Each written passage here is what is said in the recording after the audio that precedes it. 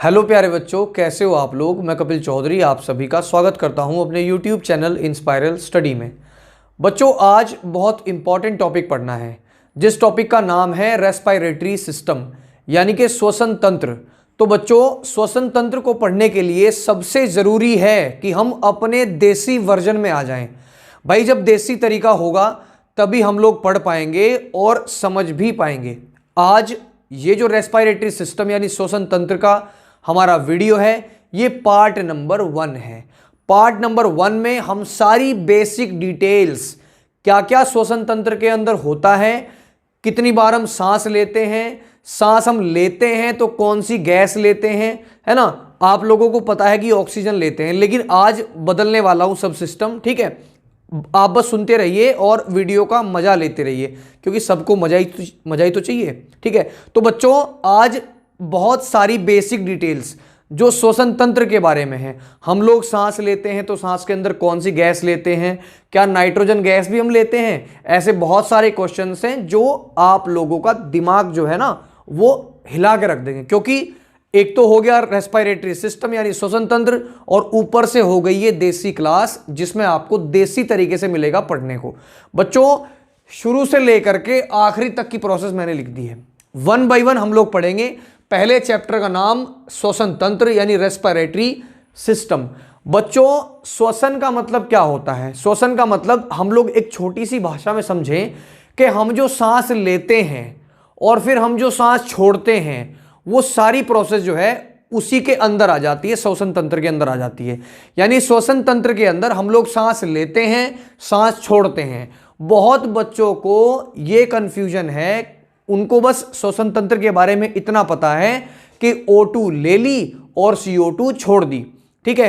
केवल इतना ही बच्चों को मालूम है। बहुत बच्चे जो ज्यादा टैलेंटेड हैं उनको थोड़ी बहुत डिटेल के बारे में पता भी होगा, लेकिन इस वीडियो को जब वो देखेंगे तो उनको लगेगा कि हाँ यार, ये तो छूट ही गया था, ठीक है। और ये छूट भी गया था तो बिल्कुल देसी वर्जन वाला छूट गया, जिससे हमें समझ आता है, ठीक है।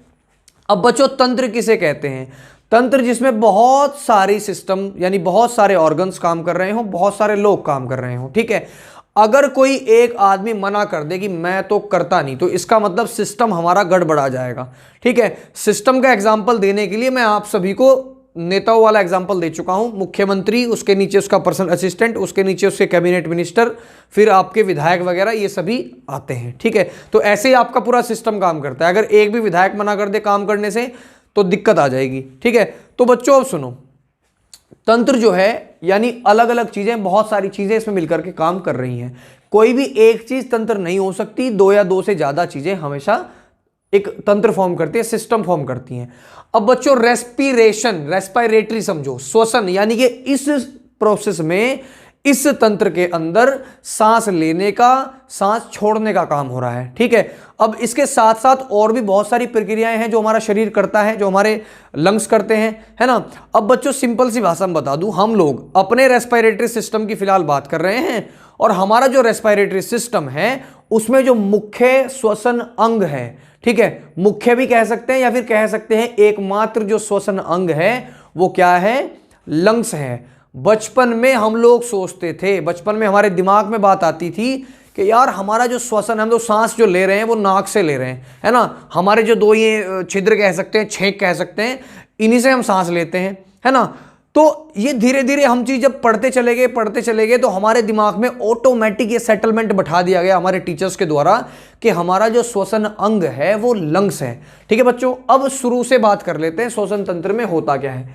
श्वसन तंत्र में सबसे पहली बात बच्चों, श्वसन तंत्र में आपके ग्लूकोज का, ठीक है, ग्लूकोज जानते हैं आप, C6H12O6। आप लोगों ने देखा होगा प्लांट जब अपना भोजन बनाते हैं तो वो ग्लूकोज भी बनाते हैं, तो वही वाला ग्लूकोज है ये, समझ गए। इसमें क्या होता है, श्वसन तंत्र के अंदर ग्लूकोज का ऑक्सीकरण होता है यानी ऑक्सीडेशन होता है। अब कुछ मेरे भाई ऐसे हैं जो समझ ही नहीं पाए, भाई सर ने पता नहीं क्या कह दिया ऑक्सीकरण। तो भाई सिंपल सी भाषा में समझो, ऑक्सीडेशन का मतलब, ऑक्सीकरण का मतलब होता है ग्लूकोज के ऊपर हथौड़ा बजाना, थोड़ा बजाना, ठीक है, यानी कि उसको तोड़ना, ठीक है, द ब्रेकडाउन ऑफ ग्लूकोज, समझ गए। जब आप लोग ग्लूकोज का ऑक्सीडेशन करेंगे, इसका मतलब ग्लूकोज को तोड़ा जाएगा, फोड़ा जाएगा। समझ गए बात? अब ग्लूकोज का ऑक्सीकरण होता है, पहली चीज इसमें क्या होता है, ऑक्सीकरण होता है, ऑक्सीडेशन होता है। किसका होता है? ग्लूकोज का होता है। आई होप बच्चों समझ गए आप लोग, ठीक है। उसके बाद नंबर 2, जब ग्लूकोज का ऑक्सीकरण होता है यानी ग्लूकोज को तोड़ा जाता है, तो क्यों तोड़ा जाता है? क्या मगज खराब है इसका, है ना? क्या इसका दिमाग खराब है कि ये ग्लूकोज को तोड़ता है? जब ग्लूकोज को तोड़ता है तो कोई ना कोई कारण जरूर होगा, ठीक है।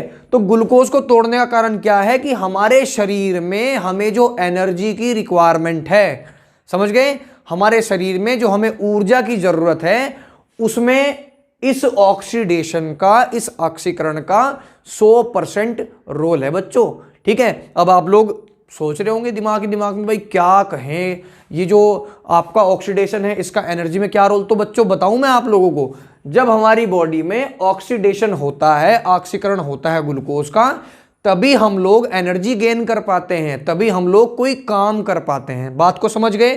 ठीक है, आगे चलते हैं। उसके बाद जो दूसरा पॉइंट है, एनर्जी एंड हीट। मैंने आप सभी को क्या बताया कि ग्लूकोज को तोड़ने पर हम लोग एनर्जी गेन कर पाते हैं। अब एक सिंपल सी चीज है बच्चों, एनर्जी हम कब गेन कर पाएंगे? पहली चीज तो ग्लूकोज टूटेगा यानी श्वसन के द्वारा, ठीक है, श्वसन के द्वारा। एक चीज और है हमारी, आपने देखा होगा हमारा शरीर गर्म रहता है। हम जब सांस ले रहे हैं ना, श्वसन कर रहे हैं, तो हमारा शरीर गर्म रहता है, ठीक है, प्रोसेस करेगा। एक चीज और हो सकती है कि हमारा ब्लड का जब सर्कुलेशन होगा, जब ब्लड इधर उधर घूमे फिरेगा, तो हमारा तब भी शरीर गर्म ही रहेगा। आप लोग एक चीज देखना बच्चों, कभी कभी अगर आपको मौका मिल जाए तो डॉक्टर क्या करता है, जब मान लो कोई पेशेंट है, ठीक है, तो जब वो उसको चेक करता है तो वो उसको देखता है कि भाई उसकी बॉडी गर्म है, इसका मतलब उसका ब्लड जो है सर्कुलेशन कर रहा है या फिर वो रेस्पिरेशन कर रहा है, ठीक है, तो उसके अंदर ऊष्मा भी डेवलप होगी, ऊष्मा भी आएगी। ऊष्मा मतलब हमारा शरीर, हमारा गात गर्म रहेगा भाई, ठीक है, समझ गए। जब आदमी निमट गया, ठीक है, जब आदमी जो है परलोक सिधार चुका है, वो खत्म हो गया, मर गया, ठीक है, तो मरने पर उसके हाथ पैर नाक नूक पूरा शरीर जो है क्या हो जाएगा? ठंडा पड़ जाएगा, शीतल हो जाएगा, ठीक है। तो बच्चों देखो, इस श्वसन के द्वारा, इस सर्कुलेशन के द्वारा, ठीक है, यानी ये जो आपका रुधिर परिसंचरण है और ये जो आपका श्वसन है, इसके कारण हमारा शरीर का टेम्परेचर भी बना रहता है, हम लोग गर्म रहते हैं। जिस दिन ये खत्म उस दिन हम खत्म, समझ गए, हमारा शरीर ठंडा पड़ जाएगा, ठीक है। जिस दिन हम लोग क्या हो जाएंगे, ये हमारे अंदर ये प्रोसेस नहीं चलेगी। Number 3 point, catabolic process. बच्चों 2 प्रकार की प्रोसेस होती हैं, एक होती है कैटाबॉलिक, एक होती है एनाबॉलिक। हिंदी वालों को बताऊं तो एक होती है अपचयी क्रिया और एक होती है उपचयी क्रिया। आप लोगों ने देखा होगा बच्चों, बहुत लोग ये कहते हैं मेरा तो मेटाबॉलिज्म खराब है। मेटाबॉलिज्म मतलब हमारे शरीर में होने वाली जो मेटाबॉलिक एक्टिविटीज हैं, यानी उपापचयी क्रिया हैं, ठीक है। कौन सी क्रिया? उपापचयी क्रियाएं हैं, ठीक है। तो बच्चों उपापचयी क्रिया 2 प्रकार की हैं, ठीक है। उपापचयी क्रिया कितने प्रकार की हैं? 2 प्रकार की। पहली है अपचयी, ठीक है, दूसरी है उपचयी। उपचयी का मतलब क्या है? उपचयी का मतलब, उपचयी को इंग्लिश में कहते हैं एनाबॉलिक। एना मतलब, अब मैं स्पेलिंग आपको लिख करके दिखाऊंगा पहले वाली की, एनाबॉलिक, ठीक है। एनाबॉलिक में चीजें जुड़ती हैं। एना मतलब ANA, आना, ठीक है ना, आना, आना मैं तो ये जोड़ूंगा, ठीक है। आना मतलब आ जाना, समझ गए, यानी बुला रहा है, ठीक है, यानी बुला करके हमें जोड़ेगा, समझ गए। तो जिसमें चीजें जुड़ रही हैं वो आपका एनाबॉलिक, ठीक है। दूसरा है आपका कैटाबॉलिक। कैटाबॉलिक जब पहले में चीजें जुड़ती हैं तो कैटा का मतलब CATA, कैटा, काटा, ये काट फाट डालेगा, चीर फाट डालेगा, यानी जिसमें चीजें टूटती हों, ठीक है, जिसमें चीजें टूटती हों कैटाबॉलिक और जिसमें चीजें जुड़ती हों एनाबॉलिक, समझ गए। तो अपचयी में चीजें टूटती हैं, उपचयी में चीजें जुड़ती हैं। तो हमारा जो श्वसन है, ये श्वसन एक कैटाबॉलिक प्रोसेस है, जिसमें मैंने अभी आपको कहा कि ग्लूकोज को तोड़ा फोड़ा जाता है, ठीक है। बात को आप लोग समझ गए होंगे। उसके बाद बच्चों नई चीज, पानी पी लूं मैं, है ना, 1 मिनट रुको। देसी गिलास रख रखा मैंने, देखो सब चीज देसी है यहां पर, फर्जी कुछ नहीं मिलने वाला तुम्हें। बच्चों रेस्पिरेशन यानी श्वसन, देखो श्वसन जो है वो सांस लेने की और छोड़ने की प्रक्रिया भी हो सकती है, लेकिन उसको हम इधर पढ़ेंगे जब इस वाले पोर्शन में आएंगे। देखो, रेस्पिरेशन मतलब श्वसन। श्वसन दो प्रकार का होता है भाई साहब। कितने प्रकार का होता है? दो प्रकार का। श्वसन होता है दो प्रकार का, एक होता है एरोबिक रेस्पिरेशन और एक होता है अनएरोबिक रेस्पिरेशन। अब भाई साहब दिमाग में मच गई चुल, खुजली होने लगी। सर ने सारा हिंदी में बता रहे हैं, लेकिन यहां श्वसन पे आकर के एरोबिक और एनारोबिक बता दिया, लेकिन इसका तोड़ भी है मेरे पास। एरोबिक रेस्पिरेशन को बच्चों हिंदी में कहते हैं ऑक्सीश्वसन। ठीक है, क्या कहते हैं? ऑक्सीश्वसन। इधर ही आ जाता हूं। ऑक्सीश्वसन का मतलब ऑक्सीजन वाला श्वसन। ठीक है, ऑक्सीश्वसन का मतलब ऑक्सीजन वाला श्वसन, यानी कि ऑक्सीजन की जो प्रेजेंस में होता हो। साफ सीधी बात है, मेरी बात ध्यान से सुन लो। ऐसा श्वसन जो ऑक्सीजन की उपस्थिति में होता हो उसे हम ऑक्सीश्वसन कहते हैं, यानी एरोबिक रेस्पिरेशन कहते हैं।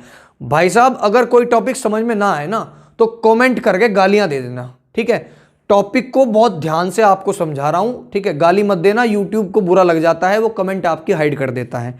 ठीक है, एरोबिक रेस्पिरेशन का मतलब होता है ऑक्सीश्वसन और ऑक्सीश्वसन का मतलब है ऑक्सीजन वाला श्वसन, यानी ऑक्सीजन का जिसमें उपस्थिति हो। समझ गए? यानी कि ऐसा श्वसन जो ऑक्सीजन की उपस्थिति में होता है उसको हम क्या कहते हैं? ऑक्सीश्वसन कहते हैं, यानी एरोबिक रेस्पिरेशन कहते हैं। ठीक है, यानी a respiration which occurs in the presence of oxygen is called aerobic respiration. बुरा मत मान जाना, दोनों का काम कर रहा हूं। ठीक है, उसके बाद बच्चों ऐसा श्वसन जो ऑक्सीजन की उपस्थिति में हो, आपका ऑक्सीश्वसन। और सबसे बड़ी बात, जिसमें आपके ग्लूकोज का पूर्ण ऑक्सीकरण हो, यानी जिसमें आपके ग्लूकोज को पूर्णतः डाइजेस्ट यानी तोड़ा जाए, कंप्लीटली ऑक्सीडेशन हो। समझ गए? यानी कि ऐसा श्वसन जिसमें ऑक्सीजन की उपस्थिति हो और ग्लूकोज को पूरा तोड़ा जाए, कंप्लीट ऑक्सीडेशन हो जिसमें। ठीक है, बात को समझ गए? यानी जिसमें पूर्ण ऑक्सीकरण होता है। उसके बाद बच्चों पूर्ण ऑक्सीकरण होकर के ग्लूकोज को CO2 में, H2O में और 686 किलो कैलोरी में आपकी टूट जाता है ग्लूकोज। कैसे? आपका जो ग्लूकोज था उससे कार्बन डाइऑक्साइड तैयार हुई, H2O तैयार हुआ और आपकी ऊर्जा भी रिलीज हुई। अब ये ऊर्जा ही तो शरीर ग्रहण करता है, बात को समझ गए होंगे। ठीक है, जब ग्लूकोज को तोड़ा जाता है वो आपका CO2 और H2O में कन्वर्ट हो जाता है और ऊर्जा प्रदान करता है। कितनी? 686 किलो कैलोरी, यानी 686 किलो कैलोरी। बच्चों कई बार क्वेश्चन आया है ये, कितने किलो कैलोरी रिलीज होती है। अब नंबर 2 पे आ जाओ। रेस्पिरेशन पहला हो गया ऑक्सीश्वसन, दूसरा है एनाएरोबिक रेस्पिरेशन। इसमें भी भसड़ मच गई भाई साहब, इसको भी हिंदी में कैसे याद करें? तो पहले वाला था पहले वाला था ऑक्सी और ये वाला है अनऑक्सी। अनऑक्सी, देखो अगर कोई चीज हम याद कर रहे हैं और उसमें लग जाए अन, है ना, अन मतलब जैसे डाइजेशन हो गया, उसको कहते हैं अनडाइजेस्टेड। अनडाइजेस्टेड का मतलब हो गया बिना पचा। ठीक है, तो ऐसा श्वसन जो ऑक्सीजन की प्रेजेंस में होता था उसको कहते हैं ऑक्सी, और अनऑक्सी का मतलब उल्टा कर दो कि इसमें ऑक्सीजन का यूज है ही नहीं। ठीक है, तो ऐसा श्वसन जो ऑक्सीजन की अनुपस्थिति में होता हो, अनुपस्थिति मतलब एब्सेंस में होता हो। ठीक है, यानी वहां पे ऑक्सीजन है ही नहीं, कोई रोल ही नहीं है। अब होता क्या है? ऑक्सीजन की एब्सेंस में होता है बच्चों और ग्लूकोज का अर्ध ऑक्सीकरण होता है, कंप्लीटली नहीं होता। ठीक है, कंप्लीटली होगा तो फिर दोनों में फर्क ही क्या रह गया, है ना। अगर दोनों में फर्क दिखाना है तो उसमें पूर्ण ऑक्सीकरण और इसमें आधा ऑक्सीकरण। ठीक है, अब आधे ऑक्सीकरण में क्या होता है? दारू बन गई, है ना। आधे ऑक्सीकरण में दारू बन जाएगी ग्लूकोज से। देखो कैसे बनती है। देखो भाई, ग्लूकोज को तोड़ा जाता है। ठीक है, अब ग्लूकोज को जब तोड़ा जाता है तो ऑक्सीजन की एब्सेंस में ये ethyl alcohol CO2 plus 56 kilo calorie ऊर्जा में कन्वर्ट हो जाता है, टूट जाता है। अब बेसिक सी बात है कि ग्लूकोज को तो टूटना ही है, ये बेचारा आया ही पिटने के लिए यहां पर। ठीक है, अब जब ये टूट गया तो बच्चों टूटने पर C2H5OH यानी एथिल अल्कोहल बनेगा और कार्बन डाइऑक्साइड और 56 किलो कैलोरी ऊर्जा डेवलप होगी, रिलीज होगी। एक छोटा सा क्वेश्चन आपसे पूछता हूं मैं।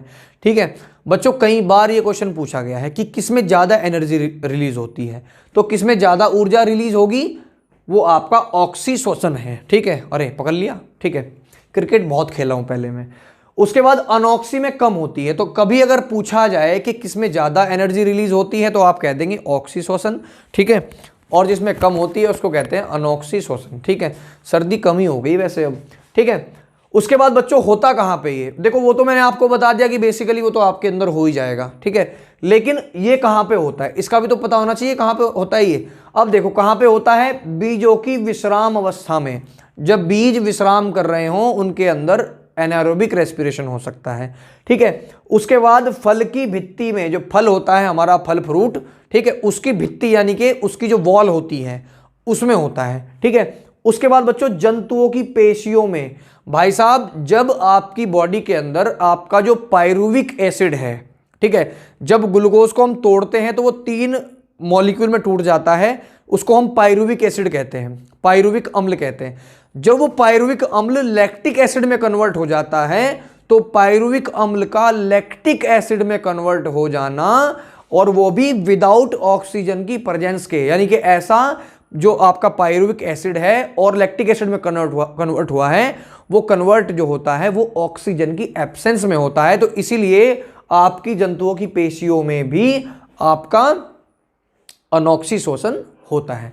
आई होप के यहां तक हो गया होगा क्लियर। उसके बाद बच्चों दारू भी तो सीख लें कैसे बनती है। अब ऐसा नहीं है भाई कि आप लोग घर पे अपना बासन टिंडर उठा के कुंचा कढ़ाई और लग जाओ करने काम को, ऐसा तो होगा नहीं। लेकिन बता देता हूं, देखो भाई फर्मेंटेशन क्या होता है। देखो फर्मेंटेशन का मतलब है कि शुगर से अल्कोहल बनाना होता है। ठीक है, कैसे बनाना होता है, शुगर से। अब देसी भाषा में आपको बताऊं तो आप लोगों ने गांव में देखा भी होगा, अगर आपके आसपास में कोई पहले बनाता होगा, अब तो खैर सरकार बहुत सख्त है, लेकिन पहले बहुत होता था ये काम। पहले क्या होता था, गन्ने के रस से बना ली जाती थी दारू, है ना। अब गन्ने के रस में बहुत सारी चीज़ें मिला करके, तो बच्चों वो जो प्रोसेस है ना, वो प्रोसेस आपकी फर्मेंटेशन की प्रोसेस है। उसमें क्या होता है, फर्मेंटेशन में इनकम्प्लीट ऑक्सीकरण जो होता है आपका अनॉक्सीशोषण का, और बैक्टीरिया और यीस्ट की प्रेजेंस में, बैक्टीरिया यानी जीवाणु और यीस्ट तो यीस्ट ही होता है। ठीक है, तो बैक्टीरिया और यीस्ट की प्रेजेंस में आप लोगों का अनॉक्सीशोषण होता है। ठीक है, यानी ग्लूकोज को तोड़ा जाएगा इनमें मिला करके, तो आपका क्या निकल के आएगा, दारू आएगी निकल के, है ना। समझ गए, होशियार हो रहे हो तो तुम। ठीक है बच्चों, तो यहां पर ये सारी जो चीजें हैं मैंने आपको बताई, आई होप कि क्लियर हो गई होंगी। एक बार फिर से रिपीट कर दूंगा जब आपका ये खत्म होगा। उसके बाद बच्चों देखो, अब ये सब तो हमने समझ लिया, लेकिन श्वसन की क्रिया को करने के लिए हमारे पास अलग अलग स्टेप होते हैं। हम सांस लेते हैं, ठीक है, सांस फिर अंदर जाता है, ठीक है, अंदर जाने के बाद वो फिर CO2 निकालता है। तो ये सब बातें भी हमें पता होनी चाहिए बच्चों। ठीक है, अब देखो श्वसन की प्रक्रिया 2 प्रकार के श्वसन से होती है। ठीक है, पहला होता है एक्सटर्नल रेस्पिरेशन और दूसरा होता है इंटरनल रेस्पिरेशन। अब इंटरनल रेस्पिरेशन और एक्सटर्नल रेस्पिरेशन का मतलब है, पहला हो गया बाह्य श्वसन और दूसरा हो गया अंतः श्वसन। देखो अगर आपके सामने लिखा हुआ है एक्स, तो एक्स का क्या मतलब है, एक्स का तो मतलब कुछ और भी हो सकता है। ठीक है, एक्स का मतलब चलो वो बात नहीं करते, एक्स तो बहुत खराब चीज़ है। ठीक है, तो एक्स जब भी आ जाए तो बाहर वाला, और इन जब आ जाए तो अंदर वाला। ठीक है, तो बाहर वाला श्वसन मतलब एक्सटर्नल रेस्पिरेशन और अंतः श्वसन यानी इंटरनल रेस्पिरेशन। अब बच्चों देखो सबसे कमाल बात क्या है, नाम तो एक्सटर्नल रख दिया और इंटरनल रख दिया, लेकिन ये होते दोनों बॉडी के अंदर ही हैं। ठीक है, होते दोनों बॉडी के अंदर ही हैं। अब आपका सुन करके दिमाग थोड़ा सा बावड़ा हो गया होगा। ठीक है, कैसे कि यार एक्सटर्नल है तो बाहर होना चाहिए और इंटरनल है तो अंदर तो होता ही है, लेकिन यहां एक्सटर्नल भी और इंटरनल भी दोनों ही आपके अंदर होते हैं। कैसे जरा जान लेते हैं। देखो बच्चों, एक्सटर्नल रेस्पिरेशन के अंदर कुछ चीजें आती हैं। देखो रेस्पिरेशन आपका 2 प्रकार से होता है, एक तो होता है लंग्स में और एक होता है हमारी सेल के माइटोकॉन्ड्रिया में। आप लोगों ने सेल पढ़ी होगी, सेल के अंदर माइटोकॉन्ड्रिया पढ़ा होगा कि भाई एनर्जी बनाई जाती है, एनर्जी रिलीज होती है, एनर्जी प्रोवाइड करता है। माइटोकॉन्ड्रिया को सेल का बिजली घर कहते हैं। समझ गए होंगे आप बात। तो बिल्कुल पहला जो रेस्पिरेशन होता है वो होता है आपके लंग्स में। ठीक है, जो आपका एक्सटर्नल रेस्पिरेशन है। और अंदर वाला जो होता है वो होता है आपके माइटोकॉन्ड्रिया में, जिसमें एक चक्र चलता है, क्रेब्स चक्र, एक चलता है ग्लाइकोलाइसिस, उसको भी पढ़ेंगे, पहले हम यहां पे आ जाते हैं। एक्सटर्नल रेस्पिरेशन में बच्चों सबसे पहला होता है श्वासोच्छ्वास, ठीक है, यानी ब्रीदिंग, ठीक है, इसको कहते हैं हम क्या, ब्रीदिंग।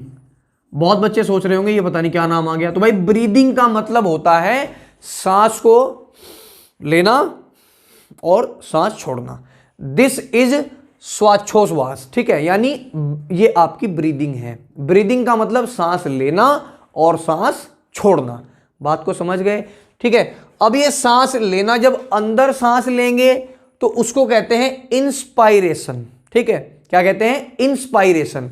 इन का मतलब अंदर लेते हैं, एक्सपायरेशन, एक्स का मतलब बाहर। भाई एक्स जो है वो बहुत खतरनाक चीज होती है, एक्स पे बिल्कुल ध्यान मत देना, जो छोड़ के चला गया हमारे किस काम का, ठीक है। तो इन का मतलब आपका अंदर आना और आपका एक्स का मतलब होता है बाहर जाना, ठीक है। एक्स के बहुत सारे मतलब है, ठीक है। तो इंस्पिरेशन, अब हिंदी वालों को हो जाएगी दिक्कत, भाई साहब हिंदी वाले क्या पढ़ेंगे, उसके लिए भी स्पेशल इंतजाम किया है मैंने।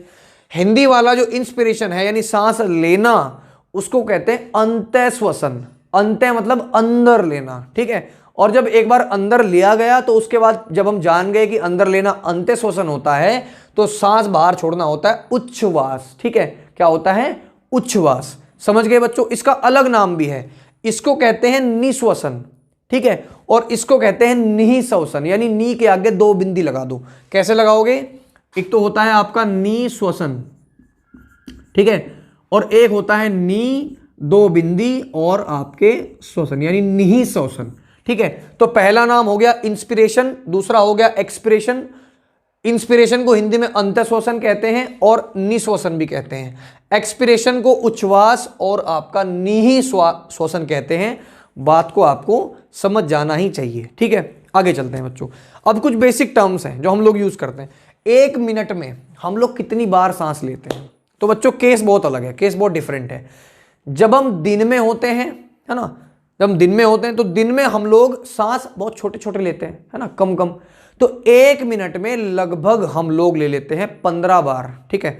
दिन की अगर बात करूं तो 1 मिनट में हम दिन में 15 बार सांस लेते हैं। बच्चों रात की बात करें तो रात को जब हम सांस लेते हैं तो रात को 1 मिनट में हम 12 बार सांस लेते हैं, 12 टाइम सांस लेते हैं। अगर आप लोगों को नहीं लगता कि हाँ भाई सर झूठ बोल रहे हैं, तो अभी आप ट्राई करके देख लो और नॉर्मल चलना, ऐसे रोक रोक के नहीं, कभी ऐसे करो और रोक लिया और 1 मिनट तक सांस लो ही ना। तो ऐसा हो सकता है कि इंसान 1 मिनट तक सांस रोक सकता है।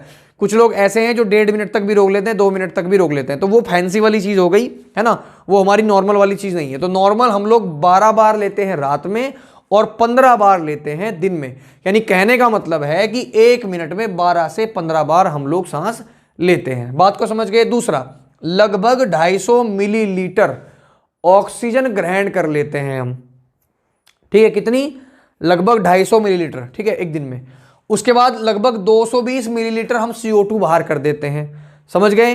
250 मिलीलीटर हम ले लेते हैं ऑक्सीजन और 220 हम O2 बाहर कर देते हैं, बात को समझ गए। उसके बाद बच्चों 400 ml पानी शरीर से बाहर निकलता है पर डे, ठीक है, सांस के माध्यम से 400 मिलीलीटर पानी शरीर से बाहर निकलता है पर डे। यानी कि आप लोग समझ के चलो कि आधा लीटर पानी आपके शरीर में से नाक के थ्रू यानी सांस के थ्रू बाहर निकल जाता है, समझ गए। यानी जो हम मूतते हैं वो तो बात रही अलग, लेकिन जो सांस के थ्रू हम लोग वो कर रहे हैं, उसको बाहर निकाल रहे हैं, वो भी 400 ml है।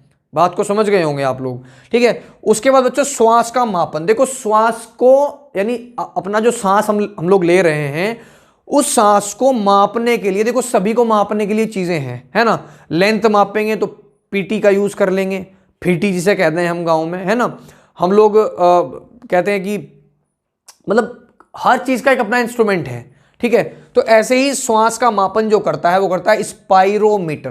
कौन करता है, स्पाइरोमीटर, SPIROMETER, समझ गए बच्चों। अब देखो एक्सटर्नल रेस्पिरेशन में पहला हुआ सांस लेना और सांस छोड़ना, ये ठीक है बच्चों। एक्सटर्नल रेस्पिरेशन में एक तो हो गया श्वासोच्छ्वास, ठीक है, यानी ब्रीदिंग, सांस लेना और सांस छोड़ना। उसके बाद बच्चों दूसरा जो काम है, फेफड़ों में गैसीय विनिमय, यानी ट्रांसपोर्ट ऑफ गैसेज इनटू फेफड़ा, समझ गए? यानी फेफड़ों में ट्रांसपोर्ट करना गैसों को, जो गैस हमने ली है वो गैस जो है आपके फेफड़ों में कैसे विनिमय होगी, कैसे ट्रांसपोर्ट होगी, ये भी एक्सटर्नल रेस्पिरेशन का ही पार्ट है, समझ गए? यानी पहला हो गया सांस लेना और छोड़ना, दूसरी बात, दूसरा हो गया फेफड़ों में गैस कैसे पहुंचानी है, ये भी आपका एक्सटर्नल रेस्पिरेशन है, समझ गए? दूसरा होता है रुधिर में गैसीय विनिमय। देखो भाई, जब फेफड़ों में जाएगी तो सिंपल सी बात है कि हमारे ब्लड के अंदर भी ऑक्सीजन जाएगी, तभी तो होगा वो O2 वाला ब्लड, समझ गए? तभी तो होगा वो O2 वाला। जब O2 वाला हो जाएगा तो प्योर हो जाएगा, समझ गए? उसके बाद बच्चों ऊतकों में गैसीय विनिमय, यानी हमारे जो ऊतक हैं उनमें भी तो गैस का विनिमय होना है, यानी हर सेल्स तक, हर कोशिका तक आपकी O2 जाती है, यानी ऑक्सीजन जाती है। बात को समझ गए? उसको ले जाने का काम कर रहा है हीमोग्लोबिन। उसको ले जाने का काम कौन करता है? हीमोग्लोबिन। ये आपको मैं सेकंड पार्ट में बताऊंगा बच्चों, ठीक है? अभी आप केवल इसको समझें और जो बेसिक टर्म्स है वो हम जान लेते हैं, बाकी सेकंड पार्ट में हम करेंगे। इससे बढ़िया सेकंड पार्ट होगा, ठीक है? यानी ये वाला तो है ही जबरदस्त, बिल्कुल देसी, ठीक है? अब बच्चों देखो, अब आप लोगों के दिमाग में एक चीज आई होगी कि यार हम लोग क्या ऑक्सीजन ही ले पाते हैं, है ना, या फिर हम क्या लेते हैं? बच्चों एक बात मैं सिंपल सी आपको बता दूं कि ऑक्सीजन जो गैस है हम डायरेक्टली उसको प्योर मात्रा में अपने अंदर नहीं ले सकते, हमारे फेफड़े पटक जाएंगे, ठीक है? हमारे फेफड़े उसको झेल नहीं पाएंगे क्योंकि उसकी आदत नहीं है हमें, है ना? उसकी आदत क्यों नहीं है, समझो बात को। हमारे जो इन्वायरमेंट है, हमारा जो पर्यावरण है, जो वातावरण है, उस वातावरण के अंदर 79% तो होती है नाइट्रोजन, ठीक है? 21% होती है ऑक्सीजन और 0.03 होती है कार्बन डाइऑक्साइड, समझ गए? यानी बच्चों 79% नाइट्रोजन, 21% ऑक्सीजन और 0.03% आपका कार्बन डाइऑक्साइड। तो जब हम सांस लेते हैं, मान लो हम ऐसे सांस ले रहे हैं, तो जब हमने सांस लिया उसमें 79% आपकी नाइट्रोजन गई, 21% आपकी ऑक्सीजन गई और 0.03% आपकी कार्बन डाइऑक्साइड गई, समझ गए? उसके बाद जब हम लोग सांस छोड़ते हैं तो देखो सांस कितनी लेते हैं वो मैटर नहीं करता, लेकिन ये देखेंगे कि क्या लेते हैं और क्या हमारे अंदर यूज होता है बच्चों। अब बहुत लोग क्या कहते हैं, O2 लेते हैं, CO2 छोड़ते हैं। ऐसा नहीं है भाई, देखो अब ऐसा क्यों है, जब ले रहे हैं तो 79 नाइट्रोजन लिया, 21 ऑक्सीजन लिया, 0.03 आपका कार्बन डाइऑक्साइड लिया, ठीक है?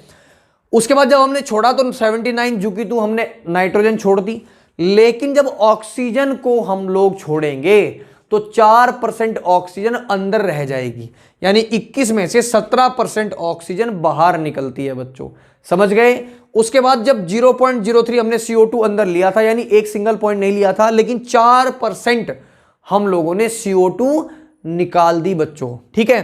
तो समझो बात को कि लिया कितना और बाहर किया कितना, तो 4% ऑक्सीजन हम लोग क्या करते हैं, यूज करते हैं बच्चों। तो यहां पर आप लोग समझ गए होंगे, ऑक्सीकरण होता है, ग्लूकोज को तोड़ा जाता है, ये सब बातें आप लोग बहुत अच्छे से समझ गए होंगे।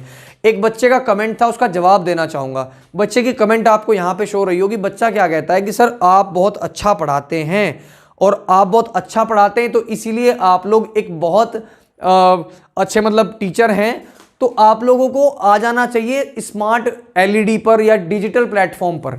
तो बच्चों देखो, एप्लीकेशन का तो प्रोसेस चल ही रहा है, हम लोग आपके लिए आपकी इंस्पायरल स्टडी ऐप आप लोगों के लिए तैयार कर रहे हैं, ठीक है? लेकिन बच्चों रही बात स्मार्ट LED की, तो भाई सबसे बड़ी बात यह है कि पैसे भी तो होने चाहिए। पहले पैसे कमा लें, आप लोग साथ दे दो, थोड़ा बहुत सपोर्ट कर दो। जितना आप लोग सपोर्ट करेंगे, देखो सपोर्ट से मतलब ये नहीं है कि मैं आपसे पैसे मांग रहा हूं, नहीं, आप लोग चैनल को शेयर करते रहा करो। जैसे ही आपको वीडियो आपके पास आए, आप लोग चैनल को शेयर कर दो और सब्सक्राइब के साथ साथ बेल आइकन भी दबाओ, ताकि हमें पता चले कि हमारे पास कपिल सर की नोटिफिकेशन आई है, ठीक है? अब बच्चों देखो, आप लोग जितना सपोर्ट करेंगे उतना हम लोग आगे बढ़ेंगे। आप एक बच्चे देखते हो, 10 को शेयर करते तो 10 लोग भी देखते हैं, वो भी बच्चे शेयर करेंगे हमारी बातों को सुनकर।